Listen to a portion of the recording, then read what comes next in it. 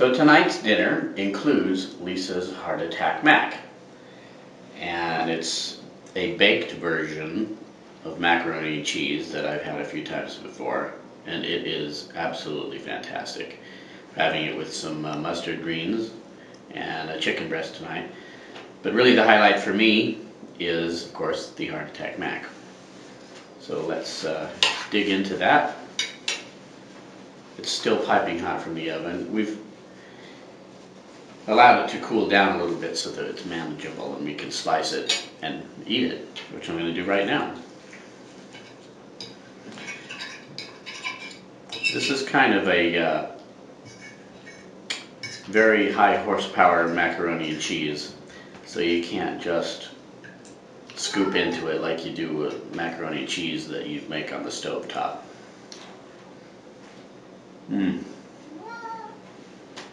It's so delicious and so rich, and it's got real deal cheese in it, and the macaroni is cooked so that it's slightly chewy, al dente, which I really enjoy. Hi, today we're going to make a dish called Heart Attack Mac, and this is a dish that I've been asked to bring to community dinners and potlucks for years and years and years.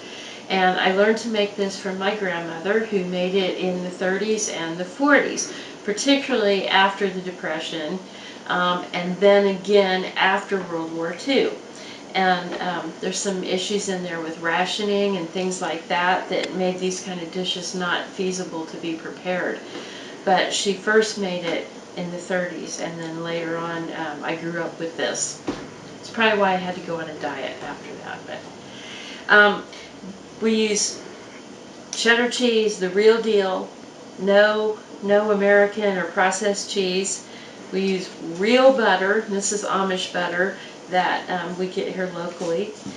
You use heavy whipping cream, and of course your elbow pasta, and pepper. You can add salt too if you'd like. I don't use salt myself. I let people put it on at the table themselves.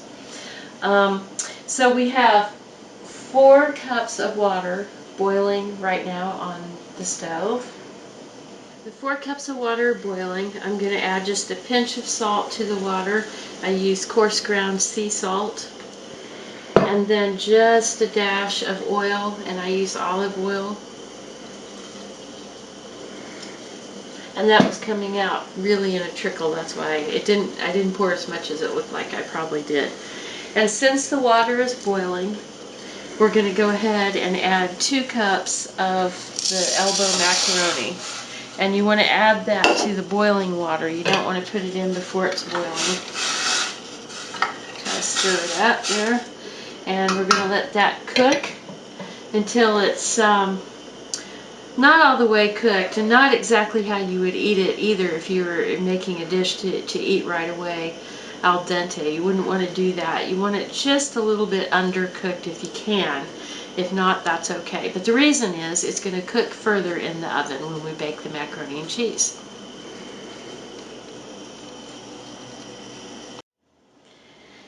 And while the macaroni is cooking, we're going to go ahead and prepare a couple of our ingredients. And one is the cheddar cheese. You can get sharp, mild, whatever your taste preference is, just as long as it's the real deal. And we're not going to grate it, but instead, I'm going to make sure we get the protective case that they put on here off. And we're going to slice it, and I'd say about a 1/4 inch slices, a generous 1/4 inch, like this. And in fairly short pieces, a couple inches like that.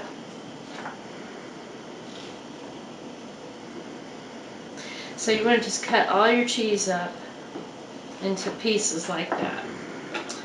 And also, we'll finish that later, but you want to go ahead and prepare all of yours. And also we're going to go ahead and prepare some butter, because you want this to be kind of soft where you can work with it when it comes time put together all the ingredients. This is the best butter in the world. They cut it off of a big long roll. You can actually buy it in rolls if you're going to use that much butter. And we're just going to cut some pieces like this. And I'm going to go ahead and cut it into smaller pieces. And I'm just going to put it in a bowl for now and let it sit while the macaroni is cooking. And that way it'll be ready. It'll be soft and ready. Okay, I've put a lid on this while it was boiling to kind of get it to boil a little faster and better. And as you can see, you might want to actually see there's a little bit of water still in here. But for all practical purposes, it's cooked, and it is going to cook more in the oven. So, okay, so we're now going to drain this.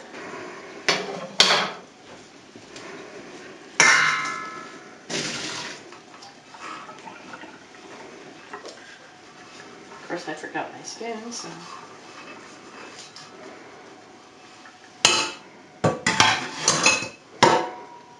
And we'll rinse it.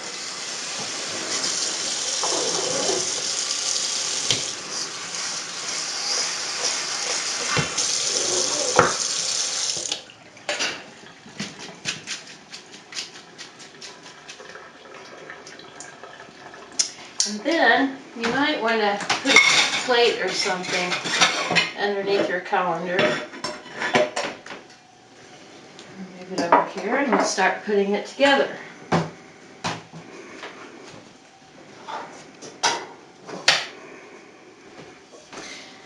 And I've taken a baking dish, and this is just a small 8-inch baking dish. You can use a square one too. You can use many sizes. It just depends on the thickness of the macaroni and cheese that you want. The smaller the dish, the thicker it will be. And I've buttered that with real butter. Used a softened butter in a paper towel. And so now I'm going to put one layer of macaroni.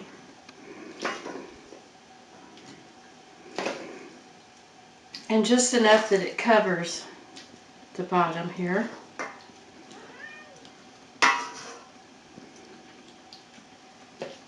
Okay, and then we are going to use a little bit of butter, and I've cut the butter up here and put it in the bowl to soften. We're not going to use all of this butter, but it just makes it a lot easier to get small pieces for this. You can always use it for popcorn or something later in the evening. And we're just going to take small pieces and kind of dot it around on the macaroni. And I'd say for a dish this size, maybe 8 dots. You just space them evenly.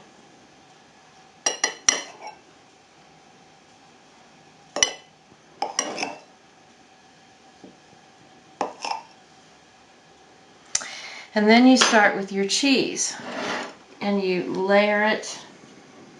This is your next layer.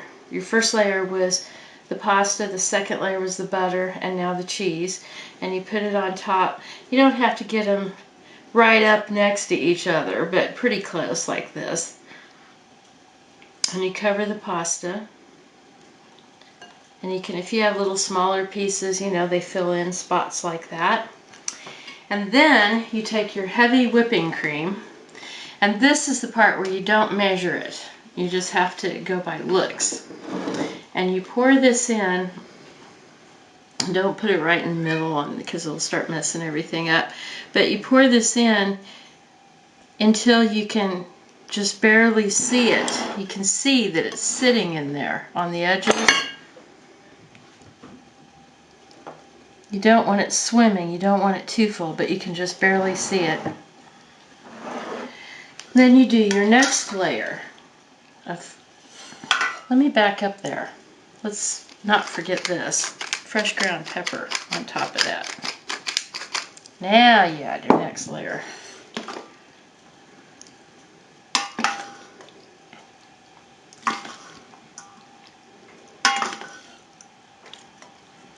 And again, to where it just makes a covering like that.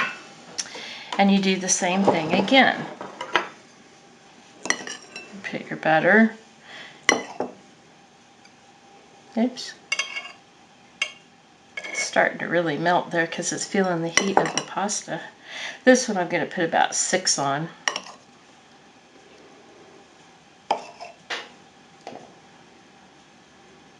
It really gets clingy when it's melting. And then again, another layer of cheese.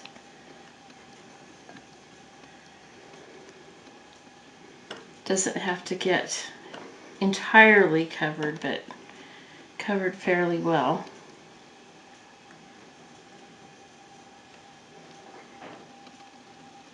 Then you're going to pour in the whipping cream again.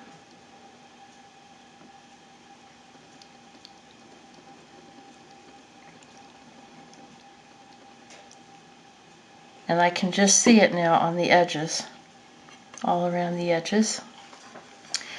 And we have some more pasta to put on here. Now we're almost at the top of our pan, so kind of want to put it more in the center if you can, because you don't want to have a big accident in the stove.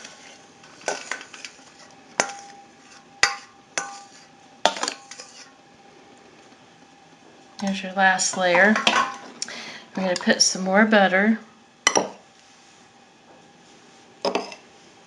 And remember, every layer that you come up towards the top, as it melts, it's all going down inside there. So there's a lot of butter collectively. And this time I'm just going to go with 4. I went with 8 pats the first time, 6, and now 4. And I'm going to put cheese. Now this cheese will be a little more careful about how we arrange it, because it's the last layer that will make the topping. And the oven just beeped and said it's ready. I've set the oven at 350.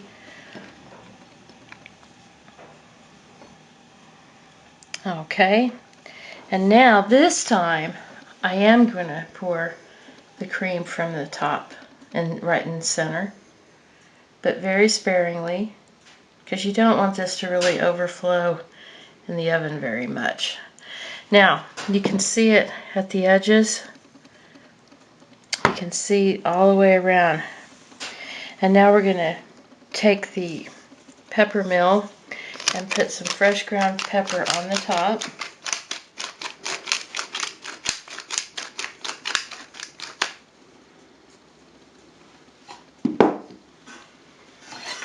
And I'm going to get a pan, like a pie pan, or a pizza pan, or a baking sheet, something like that, that we're going to put this on. And the oven is ready, so we're going to put it in the oven now. Center rack.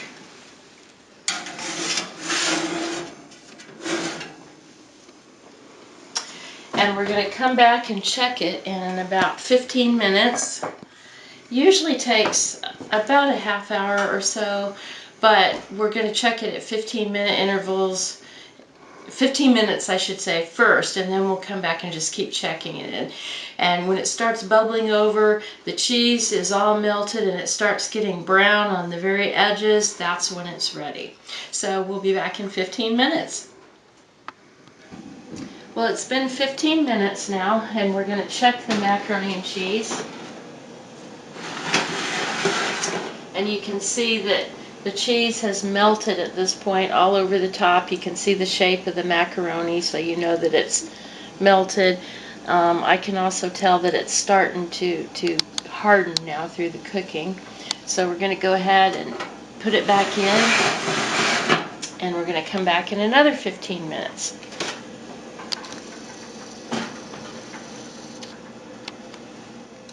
Well, here we are 20 minutes later. I told you 15, but I kind of goofed off for 5 extra minutes, which is good because it's almost perfect right now.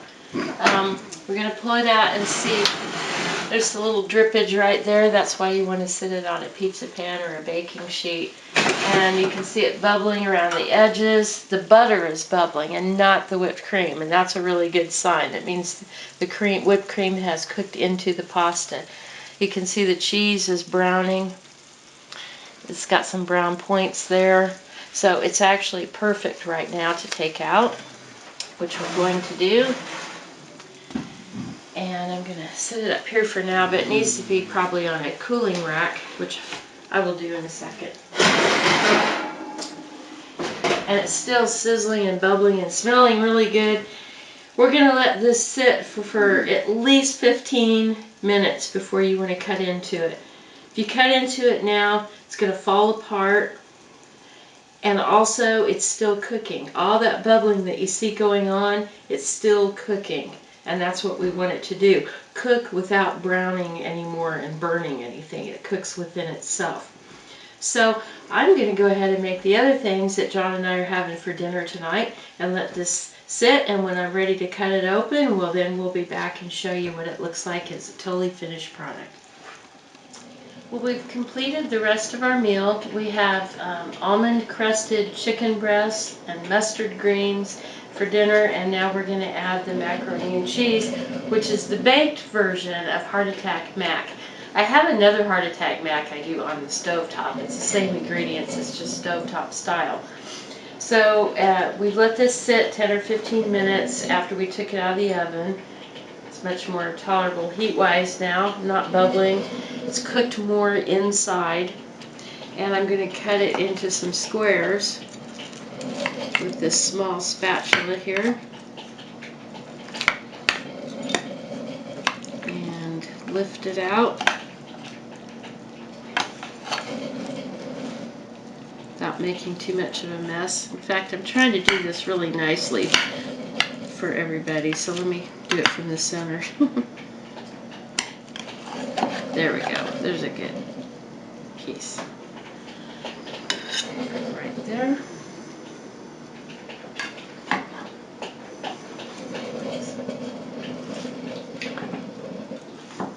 And a piece over here. And I'm ready to serve.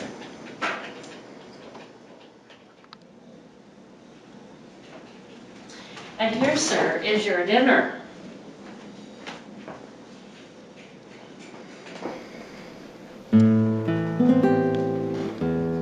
Thank you.